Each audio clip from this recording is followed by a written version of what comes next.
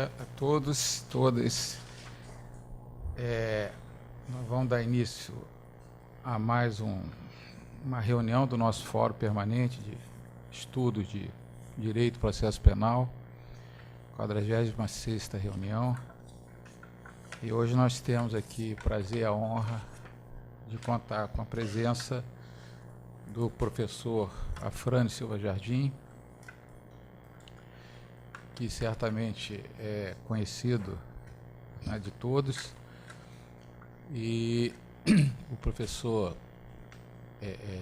é mestre em Direito pela Universidade Gama Filho, livre docente em Direito Processual pela Universidade do Estado do Rio de Janeiro, UERJ, professor associado de Direito Processual Penal da UERJ, ex-professor de Direito Processual Penal da Universidade Gama Filho, professor titular, mestrado e doutorado, ex-professor adjunto de Direito Processual Penal da Universidade Cândido Mendes, na graduação no mestrado, é procurador de Justiça aposentado do Ministério Público do Estado do Rio de Janeiro,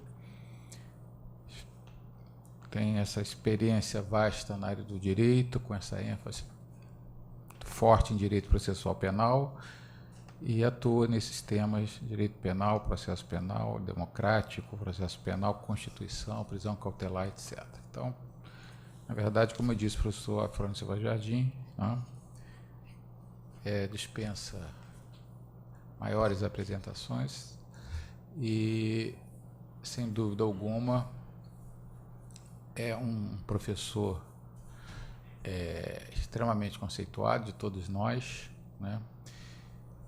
E quem eu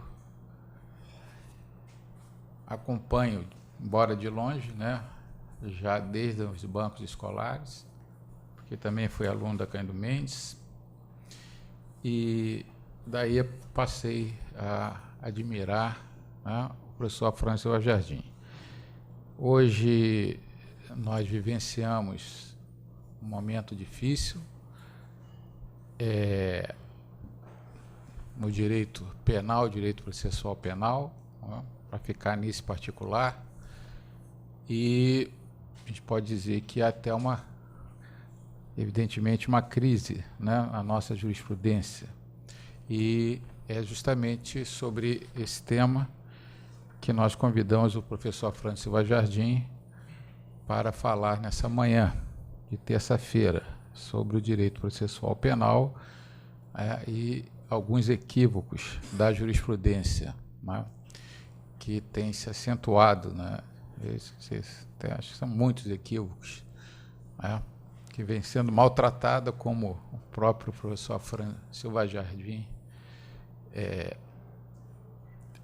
o direito penal tem sido maltratado na jurisprudência, como o próprio professor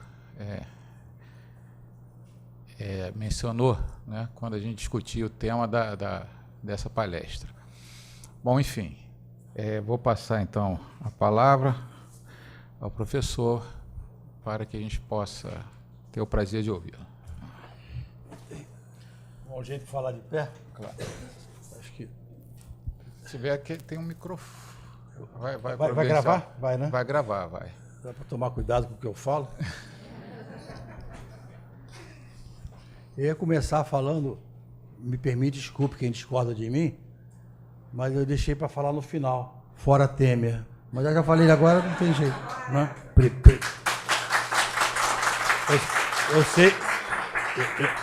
Eu sei que não é o lugar apropriado para esse tipo de colocação. Não, aqui tá bom, acho que tá bom, porque aí eu fico mais... Esse ou esse? Tanto faz. Então, peço desculpas a alguns que não concordam com essa posição política, mas, evidentemente, não vou falar nada de política, embora a gente esteja vivendo momentos tormentosos na nossa política e estamos divididos. Eu vou falar sobre direito processual penal. Eu tenho essa característica, embora seja um político permanente, enquanto professor, em sala de aula, eu falo de direito processual penal, numa visão crítica, evidentemente, mas não faço o que às vezes espero de mim, né? até pelo próprio visual, né? Esse cara aí vai ficar falando de política, em sala, não vai dar aula, né? Ou foi do júri, vai falar sobre o seu julgamento. Não, eu tenho essa preocupação. Né? Enquanto professor, inclusive meus textos são mais dogmáticos do que políticos, etc. Então, eu vou falar sobre política. Como o desembargador chegou até a adiantar aqui, o tema da minha palestra seria o direito processual maltratado pelo Supremo Tribunal Federal. Seria, né? Mas o título não era muito adequado aqui para essa Casa de Justiça, etc.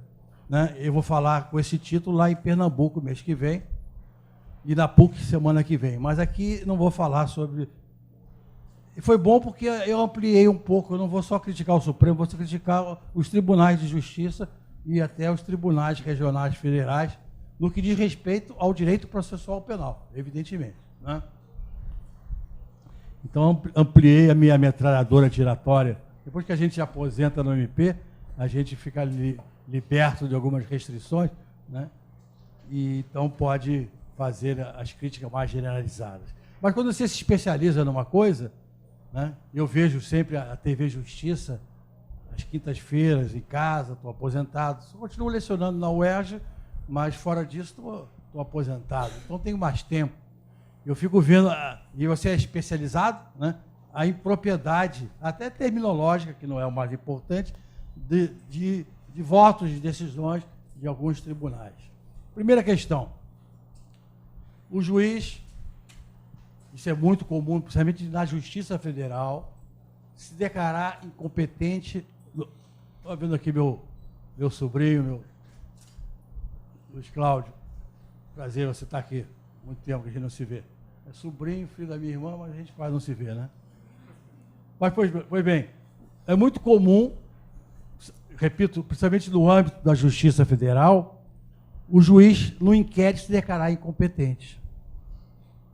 O Supremo tem dito, aqui é conexo ou não é conexo com os casos da Lava Jato, Petrobras, competente para essa investigação, para esse inquérito, é o juiz Sérgio Moro, é o juiz federal do Distrito Federal ou de São Paulo. E remete para o juiz. É correto declarar-se competente ou incompetente no inquérito policial? Me parece que não. E é muito comum que pode até surgir conflito de competência, entre aspas, no inquérito policial, quando o conflito de competência não é, porque ainda não há atividade jurisdicional. O que é a competência? É o limite ao exercício da jurisdição, tendo em vista critérios pré-estabelecidos da lei. A questão da competência só se coloca onde há jurisdição. Mesmo quando o juiz atua no inquérito, salvo medidas cautelares, que são jurisdicionais, o juiz, quando atua no inquérito, nem deveria atuar, né? O nosso sistema aqui na central de inquérito vai delegacia direto ao MP. Enfim, quando o juiz atua no inquérito, não sendo medida cautelar, a atividade dele não é jurisdicional. É judicial porque vem do juiz, mas não é jurisdicional. O juiz não pode se declarar competente no inquérito, primeiro, porque não há atividade jurisdicional, não há que se falar em competência. Segundo, se não há uma acusação formulada, uma imputação feita numa denúncia ou numa queixa, ação penal de iniciativa privada, não há como o juiz se declarar competente ou incompetente. Incompetente ou competente nesse inquérito para julgar que crime. O juiz, para se declarar competente, tem que fazer uma imputação hipotética. Eu sou competente para atuar nesse inquérito, o juiz não deveria atuar no inquérito. Sistema acusatório, isso é outra coisa. Mas, tudo bem. Em alguns estados, no âmbito federal, atua. Eu sou competente, diz o juiz, o raciocínio do juiz, para atuar nesse inquérito, ou sou incompetente, porque o crime aqui é este ou aquele. E para esse crime eu sou competente ou não sou competente. Ele trabalha com uma imputação não feita, uma imputação hipotética. E se o Ministério Público denunciar pelo outro crime? Vejam, eu tenho até lá no parecer no livro uma questão emblemática. Até era uma promotora do Rio de Janeiro, há muito tempo isso. Recebeu o inquérito, ela mesma levou o juiz a equívoco. Doutor juiz, verifico que aqui temos uma falsidade documental e uso do documento falso. A falsidade foi aqui. comarca do interior de Rio de Janeiro. Mas a utilização do documento foi lá em São Paulo, comarca tal. Eu acho que a falsificação é meio para o crime fim, o uso. Então, competente é o próprio juiz, o promotor induziu o juiz. Competente é o juiz da comarca de São Paulo, tal. Se Vossa Excelência se declara incompetente, remeta para São Paulo. O juiz declara incompetente conforme pronunciamento do Ministério Público, etc. Foi para São Paulo, o juiz de lá, não, eu discordo. Aqui o uso, o exaurimento, o pós-fato não punível, questões de tipicidade, de concurso aparente de normas penais. E eu acho que competente é onde se deu a falsidade. O uso foi só uma consequência natural do crime. Discussões existem. E se declarou incompetente, isso um conflito negativo de competência. Foi para o tribunal, na época o Tribunal Federal de Recursos, né, não tinha Superior Tribunal de Justiça, isso é antigo, né, antes da Constituição de 88 e tal, e o tribunal diz, não, competente é a comarca do Rio de Janeiro, tem razão suscitado, porque que prevalece é onde se deu a falsificação do documento, isso foi no Rio de Janeiro. Quer dizer, o acordo do tribunal está dizendo qual é a imputação que o Ministério Público tem que fazer. E por isso competente é a comarca do Rio de Janeiro. Foi para a promotora, aquela promotora original, ela diz, olha, data vênia, né? Esse negócio data vênia permite tudo. Data vênia, não denuncie por esse crime. O acordo não pode ser o rascunho da minha denúncia. O tribunal não pode me obrigar a denunciar. No sistema acusatório, o juiz não provoca a sua jurisdição, direta ou indiretamente. Eu não denuncio. Nem o procurador-geral pode me obrigar a denunciar. Mesmo nas hipóteses 28, ou ele denuncia ou designa outro membro do Ministério Público para designar. Não pode violar a independência funcional, que agora está na Constituição, na época não estava ali na Constituição. Não denuncio. O que o juiz faz? Não sei. O tribunal diz que eu sou competente. É inquérito, não há acusação ainda. O promotor diz que não vai fazer essa acusação. Ao procurador-geral. Aí suscita um conflito de atribuição. Na verdade, é um conflito de atribuição entre órgãos do Ministério Público. Né? E na época, até hoje, é um problema. Quem resolve esse conflito de atribuição entre promotores de estados diferentes? Não tem previsão legal. Então, na verdade, o juiz não se deve declarar competente ou competente no inquérito, primeiro, porque não há atividade jurisdicional. Segundo, porque ele não pode dizer se ele é competente, porque ele não sabe qual vai ser a acusação.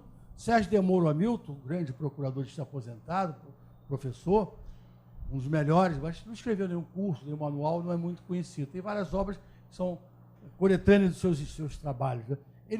Naquela época, ele que criou a figura do promotor natural, inclusive. Naquela época, ele dizia, o Ministério Público ou o querelante, como titular do direito de ação, que sabe aonde e como vai exercer o direito de ação. Não é o juiz. Como no civil. O Código de Processo Civil tem regras de competência, mas se eu quiser distribuir minha ação de despejo lá em Porto Alegre, eu distribuo. O juiz aí se verificando se é relativa ou absoluta, se prorroga ou não prorroga, ele vai decidir, mas eu não pode me impedir. O juiz não pode obrigar, olha, o Ministério Público exerça a ação penal perante mim, porque eu sou competente. Ação penal privada, diz o Código, lugar do delito, artigo 70. Mas na ação penal privada, o querelante pode optar, mesmo sabendo o lugar do delito, o domicílio do querelado. O crime foi aonde? Foi aqui no Rio de Janeiro. Onde é que mora o querelado? Em Santos, São Paulo. Se eu quiser oferecer minha queixa em Porto Alegre, eu ofereço. Narrei lá, o juiz vê, tendo em vista o crime que o Afrânio narrou, eu sou incompetente. Porque ele mesmo está dizendo que o crime foi no Rio de Janeiro e que o querelado não mora em São Paulo, eu sou incompetente. Tendo em vista que, em tese, foi narrado na denúncia. Agora, não pode, a priori, dizer, olha, ofereça a queixa aqui em Santos, porque eu que sou competente, porque o domicílio não é possível. O Ministério Público é que sabe aonde, como vai exercer o direito de ação. Exercido e feita aquela imputação, tendo em vista a imputação feita, o juiz vai se dar competente ou incompetente. Só para dar um exemplo, eu até escrevi sobre isso, o grande equívoco, naquela denúncia em São Paulo contra o ex-presidente Luiz Inácio Lula da Silva. Os promotores de São Paulo, certo ou errado, disseram que ele teria recebido aquele apartamento triplex porque se beneficiava da fraude da Bangkok, sei lá. Certo ou errado, disseram isso. Tendo em vista o que disseram, a juíza lá de São Paulo era competente. Ela não podia ter se declarado incompetente. Ela se declarou A defesa recorreu, o Tribunal de São Paulo disse que competente é o juiz Sérgio Moro, de Curitiba. Mas tendo em vista o que foi afirmado, o que ela poderia dizer é o seguinte: não há prova mínima, que eu chamava de justa causa, por legislação, para essa acusação aqui. Porque tudo faz crer que não foi isso, foi coisa da Petrobras. Essa é outra questão. Então, eu rejeito a denúncia, e sou competente para isso, porque não tem prova mínima daquela acusação. Aí é outra coisa. Mas, tendo em vista a acusação feita, não cabe o juiz. Se eu denuncio por um homicídio doloso perante o júri, não pode o juiz dizer: eu não sou competente porque o crime é lesão corporal seguida de morte. O juiz não pode mexer na acusação, no sistema acusatório. Então, é muito comum. E aí pega uma carona. É um equívoco, me parece, desculpe quando eu digo isso, mas petulante, às vezes com a mesma veemência que eu estou sustentando alguma coisa, eu já sustentei no passado a posição antagônica. Isso é uma questão de, né, como diz a Carla Barbosa, o direito tudo é provisório, né? Mas eu sou assim, o temperamento de ser enfático e tal. Então, não é o dono da verdade. De repente, estou falando bobagem. Pode discordar. São questões controvertidas. Mas eu tenho esse temperamento de ser enfático no que eu sustento. O juiz não se deve declarar, ou não se deve, o juiz não deve julgar extinta a punibilidade do inquérito policial. Até com morte do indiciado. Não é declarar extinta. Como é que vai ter um julgamento de mérito, faz coisa julgada material, num procedimento administrativo, inquisitório? Uma sentença, pode botar visto de inseto, PRI, pode botar na meta lá do CNJ, pode chamar de sentença, mas sentença não é. Porque não há jurisdição, não há julgamento. Como é que fazer? É outra questão que nós vamos examinar, coisa julgada no inquérito. O Supremo diz que faz coisa julgada. Alguns arquivamentos faz coisa julgada, né? Vamos examinar daqui a pouco isso. O juiz não deve declarar-se extinta por unidade de inquérito. Na verdade, deve-se requerer o arquivamento, o MP, e o juiz decidir pelo arquivamento, tendo como razão de decidir a morte do indiciado. Mas ele declara não a extinção da punibilidade, mas o arquivamento. Inclusive, resolve um outro problema, porque se amanhã verificar que aquela certidão de óbito é falsa, como ele não julgou extinta a punibilidade, não há coisa julgada material e não há revisão criminal própria à sociedade, foi um arquivamento, prova nova você pode desarquivar com base na súmula 524, o artigo 18 do Código de Processo Penal. Então, ele não tem que julgar a extinta a punibilidade, até porque é o mesmo problema. Como é que ele vai julgar a extinta a punibilidade? Prescrição, também é muito comum. O crime já prescreveu, julga a extinta a punibilidade. Mas que crime prescreveu se não tem ainda imputação, não tem acusação? Eu tive um caso, também está aparecendo no livro, caso concreto, Barra Mansa. O juiz lá de... Isso aí, 30 anos, eu sou bem antigo, né? O juiz lá de Barra Mansa, verifica, que na época não tinha central de inquérito, o inquérito ia para o juiz carimbava o MP, delegacia, verifica violação do homicídio. Que pela pena máxima combinada o crime de violação do homicídio, a pena é tal, prescreve em tal, pela pena abstrata. Julga extinta, sentença, visto de julga extinta a punibilidade. Foi feita uma correição, caso concreto, do Tribunal de Justiça, e o juiz que fez a correição, por amostrar, verificou que ali não estava extinta a punibilidade. Por quê? A violação do homicídio era noturna e feita por policiais, então tinha uma causa especial de meio de pena, com a pena aumentada não prescreveu. Então, mandou para o Procurador-Geral, que eu era, na época, assessor do Procurador-Geral. E aí tive que contornar dois problemas. Uma sentença, entre aspas, julgando extinta a punibilidade, e a questão do desarquivamento. Primeira questão, eu tive que dizer que não há sentença. O juiz pode chamar sentença, mas sentença não é. Não há atividade jurisdicional, não há acusação, não há processo, não há jurisdição. Não é o nome que a gente dá às coisas que outorga a natureza a ela. Você pode chamar de contrato uma coisa que é uma declaração unilateral de vontade que não é contrato. O nome não muda, né? Então tive que sustentar isso. Não há coisa julgada material porque não há um julgamento de mérito, porque não há ação, não há processo, não há jurisdição. O que houve foi um arquivamento com o nome de extinção de punibilidade. A natureza jurídica aqui é de uma decisão de arquivamento, porque teria havido a prescrição, entrou como razão decidida, como parte dispositiva e tal. E depois, e agora? É um arquivamento, mas vai desarquivar sem prova nova? Aí tivemos que esclarecer, aí até escrever um trabalhinho sobre isso. A exigência de prova nova, da súmula 524 do Supremo, do artigo 18, é lógico, isso só tem pertinência quando o arquivamento se deu por insuficiência de prova. Se o arquivamento foi por uma questão de direito, não faz sentido exigir prova nova se a questão não é de fato. E pelo princípio da obrigatoriedade, não estando prescrito, cabe ao Ministério Público oferecer denúncia. O Procurador-Geral designou um promotor que ofereceu denúncia. Não está prescrito. Eu até dou um exemplo, por absurdo, vamos dizer que um promotor maluco, né, pode existir, né? Não procura muito não que encontra. Né? Ou um juiz também, não muito atento, o juiz tem que ser mais delicado, não muito atento. Homicídio doloso não é mais crime no Brasil. Olha a loucura, homicídio doloso não é mais crime. O juiz Arquives me assinou lá, na forma da profissão Arquives. Homicídio doloso não é mais crime. Prova cabal, ele confessa, matou, tal. Aí o tribunal verifica, alguém verifica, mas peraí, a imprensa notícia, arquivou-se o inquérito dizendo que o homicídio doloso não é mais crime. O que fazer? Vamos exigir prova nova? Não, o arquivamento não foi por exigir de prova. Estão dizendo que não há tipicidade daquela conduta. E há, evidente, estou dando um exemplo absurdo. O que cabe aí fazer? Oferecer denúncia. Óbvio. Ah, mas não pode desarquivar ou exercer ação penal com inquérito arquivado sem prova nova? Não, mas é evidente. Só se vai exigir notícia de prova nova ou já prova nova para exercício da ação se o arquivamento se deu por insuficiência de prova. Se a questão é de direito, não há que se exigir prova nova. Pelo princípio da obrigatoriedade do exercício da ação penal, o Ministério Público tem que oferecer denúncia e oferece denúncia. Não há problema nenhum. Então, tem que contornar essa questão. Os manuais não tratam dessa questão assim, né? Quando o arquivamento se deu por questão de direito, que é muito raro, né, não há que se falar em prova nova.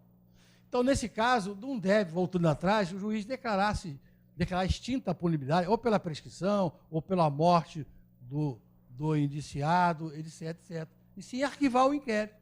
A eficácia de arquivamento. Se amanhã surgir prova nova, né, se for insuficiente de prova, de que a certidão de óbito do indiciado é falsa, que ele não morreu, pode-se, com essa nova certidão verdadeira, oferecer a denúncia.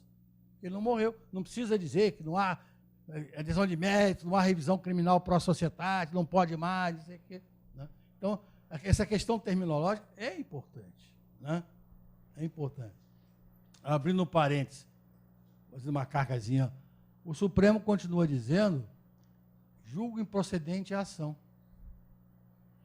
A ação não se julga, ação é um direito subjetivo público, autônomo, abstrato, de manifestar em juízo uma determinada pretensão, etc, etc.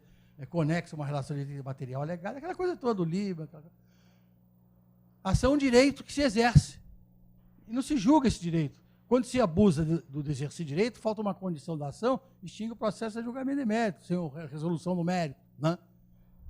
Não se julga a ação, julga-se o pedido.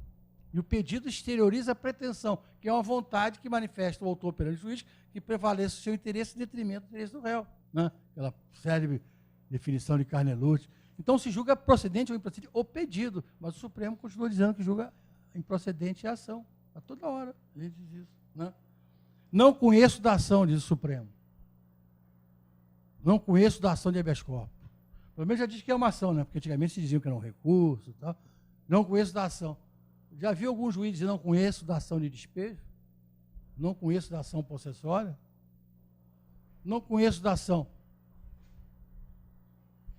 Essa terminologia típica do juiz de administrado dos recursos. Se você entende que a ação que o habeas corpus ou mandado de segurança é uma ação autônoma, que cria uma outra relação processual, não cabe dizer não conheço ou conheço. Julgo prejudicado o habeas corpus. Também é muito usado aí, julgo prejudicado.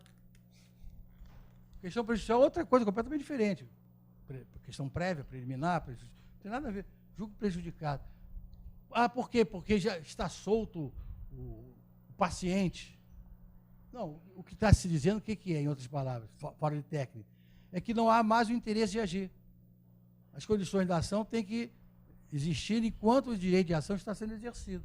Se perdeu o interesse de agir, tem que extinguir o processo de conhecimento instaurado através de ação de habeas corpus por falta de interesse de agir. Não há mais interesse de agir. A pretensão do doutor já está satisfeita. Mas não é julgar prejudicado. né? Essa falta de precisão terminológica, né, cria problema. Por exemplo, e aí eu pego todo mundo, tranquei a ação via habeas corpus. O advogado pede para trancar a ação mesmo. Eu estava eu estava numa câmara criminal e tinha um desembargador que tinha acabado de trancar uma ação, e num lanchezinho, que tem aquele lanchezinho que ninguém é de ferro, né? E ele tinha sido o MP, eu tinha intimidade com ele, né? Às vezes eu não tenho intimidade não, mas sou meio assim, meio desaforado mesmo. Aí ele dizia, desembargador não, que eu tinha intimidade, falei, fulano e tal, você trancou, aquele habeas corpus aqui, você trancou a ação ou trancou o processo? Tranquei a ação. Eu falei, então o processo vai prosseguir. Não, tranquei o processo. Você trancou a ação ou o processo? É a mesma coisa, Frânio, para com isso. Ele não desmunhecou assim não, mas ele falou, é a mesma coisa, para com isso. Eu falei, mas a ação e o processo é a mesma coisa? A ação não é um direito de se manifestar em juízo, o processo não é um conjunto de atos através do qual a gente tem, na teoria geral do processo, tem segundo o tópico do programa é ação. O processo é o 14º, que o Zé Carlos fez o programa lá, né? Como é que você diz que é a mesma coisa? Né? Aonde está? Isso está consagrado. Não estou falando só porque estou velho e fico meio ranheta mesmo. Não vou mudar nada. Mas aonde está no Código de Processo Penal o Instituto de Trancamento de Ação ou de Processo? Pega do primeiro artigo ao último. Não tem. Não tem. E os tribunais toda hora trancando a ação. Paulo deve ter trancado algumas ações, alguns processos. Não existe. O problema qual é? É saber, esse nome esconde muita coisa. O que realmente foi decidido. Por exemplo, trancou a ação porque a prova é ilícita. Na verdade, o que tem que dizer é o seguinte, a prova é ilícita, não é admitível, está na Constituição, desentranha. E como era a única prova que lastreava a acusação, falta justa causa, prova mínima para a acusação. Extingue o processo por falta de uma condição da ação que é suporte probatório mínimo. E qual a importância? Porque se surgir prova nova, eu posso arquivar aquele inquérito, não faz coisa julgada. Então, às vezes, trancação julgando o mérito. Porque trancação, porque prescreveu, é mérito. Aí faz coisa julgada. Então, o que tem que se trabalhar é com a teoria geral do processo.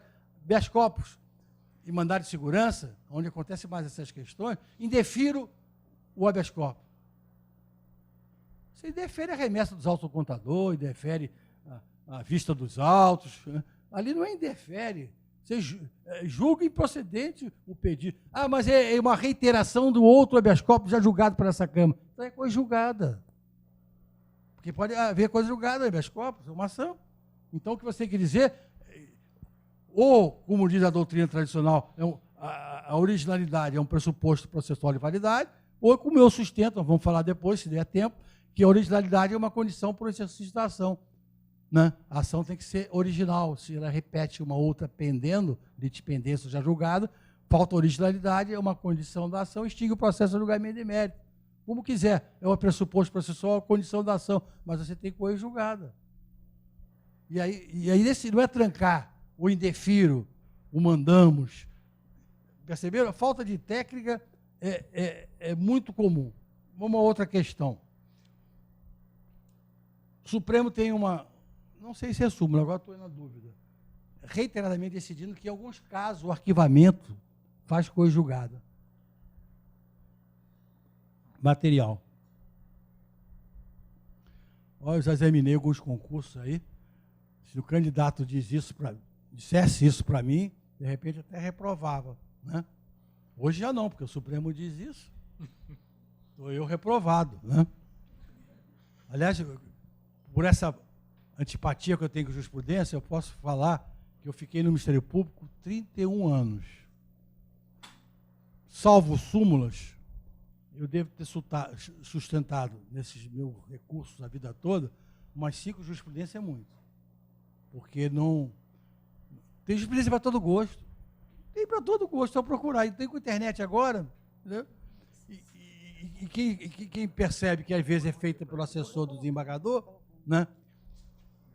Não é feito pelo próprio, muitas vezes, que o MP está terceirizado, a justiça está terceirizada. Quem faz denúncia é o estagiário, quem apresenta alegações preliminares da defesa é o estagiário da Defensoria Pública, e quem faz a sentença é o assessor do secretário do juiz. Quem recorre é a mesma coisa, quem faz lá o parecer é o assessor do procurador, né? Evidentemente, isso é uma coisa mais do que sabida. Eu não vou ter jeito de... Vou tomar o café sem o adoçante. Aí vai ser um luxo, o desembargador botando. Até filmando. Não, tá ali. A gente mais velho, lá na Cândido Mendes, eu tive vários alunos que depois foram desembargadores, né? Alunos que a gente falou, cara, não sabia muito não, cara. Tinha até desembargador, era muito bonita quando era estudante, então presta atenção. Agora está aqui, a gente tem que pedir licença para falar. Democracia é isso, né? Mais velho tem esse negócio, né? Aluno, desembargador e tal. Aí a gente, depois do Estatuto do Idoso, a gente passa a ter um certas... E a idade nos protege um pouco, a gente pode dizer algumas coisas assim pertinentes. Mas o Supremo diz que o arquivamento de inquérito, em alguns casos, faz coisa julgada. Por exemplo, se arquivou o inquérito porque o indiciado agiu em legítima defesa, faz coisa julgada material. Por exemplo, ou que não foi ele o autor do fato, ou que o fato não existiu. Algumas hipóteses, o Supremo diz que faz julgada. Não importa quais hipóteses. A meu juízo está errado, qualquer que seja a hipótese. Porque arquivamento é uma decisão não jurisdicional, é uma decisão judicial. O juiz aí, pelo 28, é um fiscal do fiscal. Uma função, até que o Tourinho fala, função anômala, porque no sistema acusatório não caberia nem o juiz dizer, não, tem elementos para denunciar e remeter ao procurador-geral. Isso não é papel do juiz, né? Não vamos examinar essa questão do 28. Mas o fato é que o Código permite, uns falam até que o juiz homologa, que o indefere, mas o ato do juiz. Arquive-se na forma da promoção, porque realmente tem razão o promotor de justiça, o indiciado agiu em legítima defesa. Arquive-se. Pode botar vista de 7, PRI, publica, registro de faz coisa julgada em Supremo. Primeira questão, né? Como é que faz, aquilo que eu falei logo no início, como é que vai fazer coisa julgada uma decisão que é judicial, porque é do juiz, mas não é jurisdicional? Se não há ação, não há processo, não há jurisdição. Pelo contrário, houve um requerimento que foi acolhido de arquivamento do inquérito policial. Como é que vai fazer coisa julgada uma decisão no inquérito policial com procedimento administrativo inquisitório? Mas ainda, se não foi nem no inquérito, foi em peças de informação. Documentos que o ofendido entregou ao MP, o MP disse, não tem prova nenhuma, não sei o quê, requer arquive-se, tal. Como é que vai fazer coisa julgada em peças de informação? Coisa julgada. O povo já não entende quando o juiz absolve, né? E depois se verifica que era para condenar, o próprio réu pode confessar, não, eu matei mesmo, o povo não entende, mas como não pode processar? Não, coisa julgada. Aí foi absolvido. Paciência, né? Paciência. Mas no inquérito policial, pode. Agora, por que isso? O Supremo trabalha como um senso comum, como um homem comum, como um engenheiro, um arquiteto. Não, se o juiz disse que foi legítima defesa, você faz coisa julgada, não pode amanhã dizer que não foi legítima defesa, isso é uma excludente de ilicitude, não há crime. Um equívoco leva a outro. Por quê? O juiz, ao arquivar, não deve dizer que o indiciado agiu em legítima defesa. Justamente para não ter uma decisão de mérito e não criar essa problemática toda. Nem o MP, lógico, deve requerer o arquivamento alegando que o indiciado agiu em legítima defesa. Foi até a questão que uma vez eu formulei no concurso do MP. É correto o Ministério Público requerer o arquivamento sustentando que o indiciado agiu em legítima defesa? Você perguntar para mim, eu digo que não é correto. Aí você diz, então você acha que tem que denunciar? Também não. Então você é maluco. Não pode arquivar a lei de defesa, nem pode denunciar? Sim, é diferente. O que você tem que dizer é que não há prova mínima da ilicitude do inquérito. Prova mínima, suporte probatório mínimo, que eu chamava de justa causa, hoje é outra questão. Justa causa para mim já é outra coisa, porque o 395 botou condições de ação e com justa causa separado. Então, essa é outra discussão. Não há prova, assim como não tem prova mínima da autoria, você requer o arquivamento, ninguém está dizendo que foi ele o autor, foi um boato que surgiu, não tem como denunciar, não se pode acusar sem prova, né?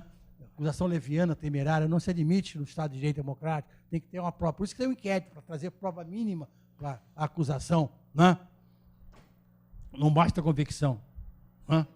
Tem que ter, pelo menos, prova mínima. Também prova cabal, coitado. Deturparam um pouquinho a palavra do colega lá, né? Mas, enfim. Foi se expor, né? A cara tapa, pegaram ele também, né? Mas, enfim, tem que ter prova mínima. Prova cabal não precisa mesmo para denunciar. Prova mínima. Suporte probatório mínimo, né? Lastro probatório. Mas tem que ter. Então, quando você não tem prova mínima da autoria, do homicídio, do furto, do roubo, o MP requer o arquivamento, falta de prova mínima da autoria. Mas se você não tem prova mínima da ilicitude, toda a prova no sentido que ele matou por exercício de defesa, eu requeiro o arquivamento, não sustentando que ele agiu em legítima defesa, sustentando que não tenho como dizer que ele agiu ilicitamente, não tem como narrar uma conduta criminosa. O artigo 41 fala, a denúncia ou a queixa conterá a exposição do fato criminoso com todas as suas circunstâncias. Eu tenho que narrar um fato criminoso, não é só um fato típico.